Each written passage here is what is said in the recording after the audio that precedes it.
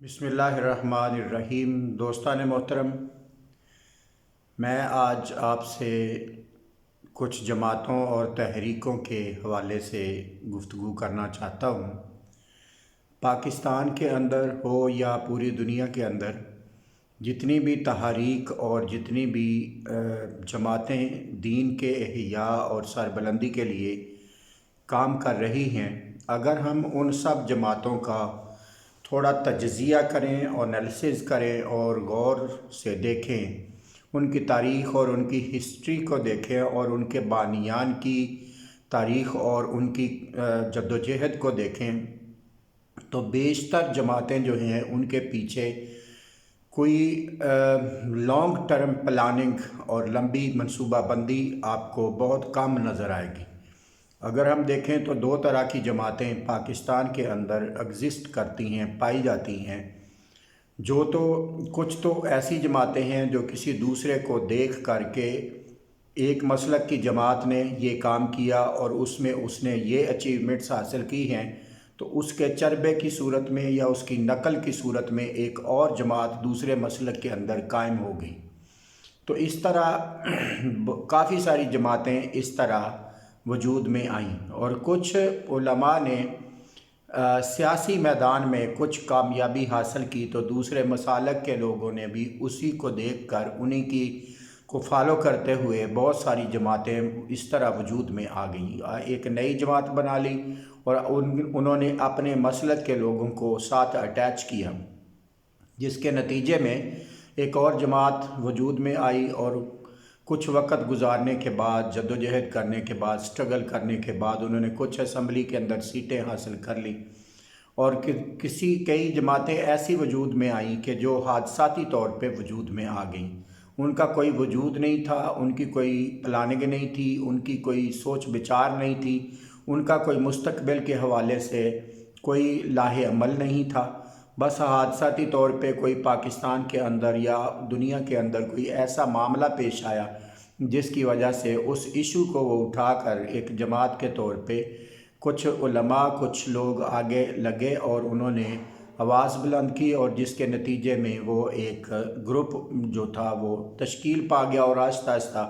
वो एक जमात की शक्ल इख्तियार कर गई, सियासी जमात की या मजहबी जमात, मजहबी सियासी जमात की शक्ल इख्तियार कर गई। ऐसी जमातें आपको बहुत ज़्यादा मिलेंगी और ऐसी जमातें का अक्सर जो मुस्तकबिल होता है वो ज़्यादा देर नहीं होता, वो चंद महीने या चंद साल चलती हैं और उसके बाद जब उनका वो जो इशू जिसको उन्होंने उठाया होता है उस पर वो जो उन्होंने काम किया होता है वो इशू जब रिज़ॉल्व हो जाता है, वो ख़त्म हो जाता है या उस इशू को से वो जमात हट जाती है, तो वो ऑटोमेटिकली दम तोड़ जाती है और ख़त्म हो जाती है। ऐसी बेशुमार मिसालें पाकिस्तान के अंदर मौजूद हैं। अगर हम उनको गौर से देखें तो बहुत सारी ऐसी जमातें हैं, नाम लेने की ज़रूरत नहीं है, जिन्होंने मसलक का सहारा लिया, जिन्होंने मज़हब का सहारा लिया और जिन्होंने कुछ इश्यूज़ का सहारा लिया। किसी ने अहले बैत के नाम पर और किसी ने सहाबा इकराम के नाम पर दूसरों को काफिर करार देकर इस तरह एक जमात वजूद में आई और तशद्दुद पर उतर आई और बिल आखिर उसका ख़ात्मा हुआ और उसका नामो निशान भी ख़त्म हुआ। पाकिस्तान के अंदर बहुत चंद जमातें ऐसी हैं जिनके पीछे, जिनके जो बानियान हैं, उनके सामने एक गोल था, एक मकसद था और उस मकसद को देखकर उन्होंने उस मकसद को हासिल करने के लिए अपनी ज़िंदगी का मकसद उस चीज़ को, उस मंज़िल को बनाया और फिर सिर्फ मकसद बना के नारा ही नहीं लगाया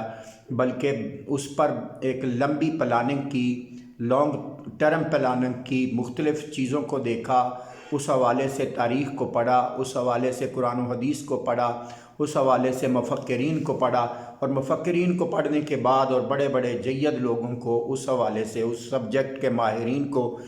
पढ़ने के बाद उन्होंने अपना एक मंशूर बनाया, एक लाहे अमल तय किया, एक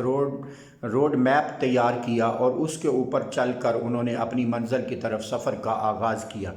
ऐसी जमातें आपको बहुत कम मिलेंगी, बल्कि ना होने के बराबर हैं। एक ऐसी शख्सियत है जिन्होंने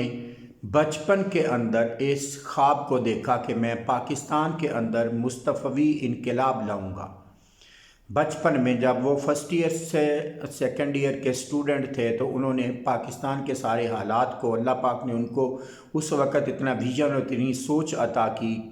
کہ انہوں نے پاکستان کے حالات کو عمیق اور گہری نظر کے ساتھ اسی وقت دیکھا، اور دیکھنے کے بعد انہوں نے سوچا کہ میں جب اپنی بہت جلد میں پاکستان کے اندر مصطفی انقلاب کے لیے کوشش کروں گا، اور انشاءاللہ میں اس کو حاصل کر کے اور اچیو کر کے رہوں گا۔ اور پھر جب جوں وہ بڑے ہوتے گئے، بڑی جوانی کی عمر آ گئی، پھر اس کے بعد اور زیادہ یہ جو شعور تھا ان کے ذہن کے اندر پختہ ہوتا چلا گیا۔ جوں شعور ان کے ذہن کے اندر پختہ ہوتا چلا گیا تو انہوں نے صرف اپنے اس منزل کو حاصل کرنے کے لیے صرف نعرہ نہیں لگایا، بلکہ پھر اس پر قرآن پاک کو، حدیث پاک کو، سیرت اور رسول پاک صلی اللہ علیہ وسلم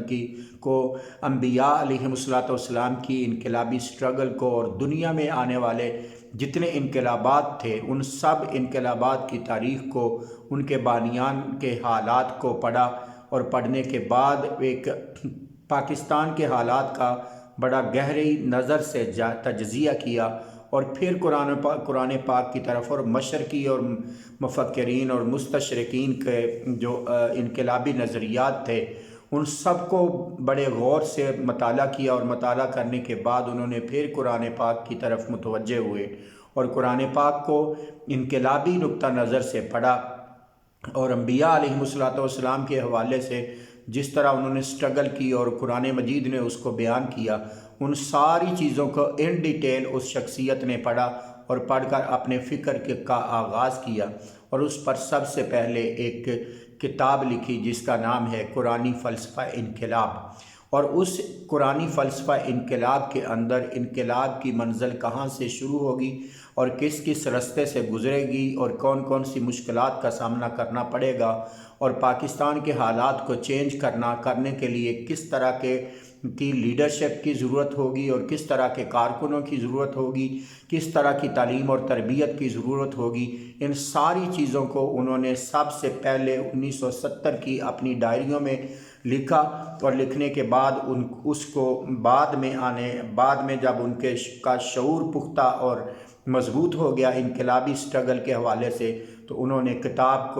کی صورت میں اس کو قرآنی فلسفہ انقلاب کی صورت میں مرتب کیا، اور اپنی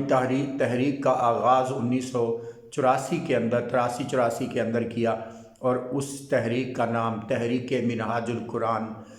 ادارہ منہاج القرآن پہلے رکھا، پھر بعد میں منہاج وہ ڈیولپ ہوتی گئی، جوں سوچ اور اپروچ جو تھی بڑھتی گئی اور مضبوط ہوتی گئی، فکر مضبوط ہوتا گیا، تو وہ تحریک منہاج القرآن کا نام تک پہنچی۔ پھر اس کے مختلف شعبہ جات کو بنایا گیا، پھر اس کو تعلیم و تربیت دینے کے لیے ادارے بنائے گئے، اور بہت لمبی سٹرگل اور بہت لمبا چوڑا سٹرکچر بنایا گیا، بلکہ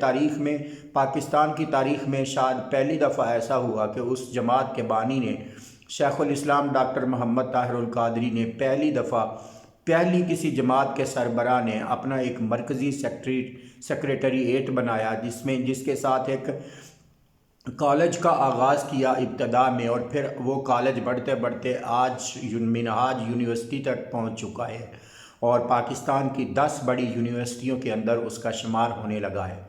تو بات کرنے کا مقصد یہ ہے کہ ایسی شخصیات آپ کو بہت کم ملیں گی جنہوں نے جو منشور طے کیا اس پر ایک لمبی منصوبہ بندی کی، اور پرفیکٹلی اور بڑے کمپلیٹ طریقے سے بڑے مضبوط بنیادوں پر کام کا آغاز کیا، اور کرتے کرتے دنیا کے اندر، صرف پاکستان کے اندر نہیں بلکہ وہ پوری دنیا کے 100 سے زیادہ ممالک کے اندر اپنی تحریک کو لے جانے میں کامیاب ہوئی۔ انشاءاللہ میں اگلی ویڈیو کے اندر تحریک منہاج القرآن کے قائد شیخ الاسلام ڈاکٹر محمد طاہر القادری صاحب مدظ اللہ العالی کی لکھی ہوئی کتاب قرآنی فلسفہ انقلاب کا تھوڑا تھوڑا تعارف جتنا میری سمجھ میں آئے گا میں آپ کے سامنے پیش کروں گا۔ امید کرتا ہوں کہ آپ اس ویڈیو کو پسند بھی کریں گے اور لائک بھی کریں گے، اور انشاءاللہ انقلابی حوالے سے ہم قرآنی فلسفہ انقلاب کا تھوڑا سا جائزہ لیں گے۔ اللہ رب العزت ہماری دین کے ساتھ، اسلام کے ساتھ اسٹرگل کو اور وابستگی کو مضبوط فرمائے، اور حضور تاجدار کائنات صلی اللہ علیہ وسلم کے دین مبین کو غالب کرنے والی جو حق کی تحریک ہے اس کی پہچان عطا فرمائے اور اس کا ساتھ دینے کی توفیق عطا فرمائے۔ والسلام علیکم ورحمۃ اللہ وبرکاتہ۔